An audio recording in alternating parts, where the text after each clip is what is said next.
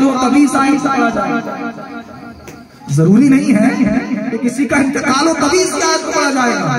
کبھی کوئی مصیبت یا پریشانی کے لمحات اگر آپ کو میسر آئے تو ان مصیبت اور پریشانی کے لمحے میں بھی آپ اس آیت کو پڑھ سکتے ہیں. چلیے الگ بات ہوگی. اب ایک ساتھ میں اس سے متصل بات یہ کہ یہ ہے قرآن کی آیت. کہیے سبحان اللہ. چل کے بولے ذرا سبحان اللہ. قرآن کی آیت اور قرآن کو دیکھنا بھی ثواب ہے, قرآن کو پڑھنا بھی ثواب ہے. قرآن کو دیکھنا بھی ثواب ہے, پڑھنا بھی ثواب ہے, چھونا بھی ثواب ہے. الحمدللہ اسی قرآن کو اللہ تبارک و تعالیٰ نے یہ شان عطا فرمائی ہے کہ جب اس قرآن کا کوئی ایک حرف پڑھتا ہے, کیا پڑھتا ہے, ایک حرف, تو ایک حرف پڑھنے پر اللہ تبارک و تعالیٰ اسے 10 نیکی عطا فرماتا ہے. چل کے بولے ذرا سبحان اللہ. الف لام میم.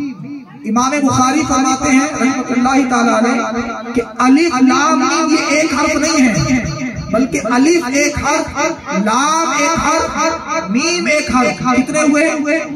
3. ایک پڑھنے پر کتنی ملتی ہے؟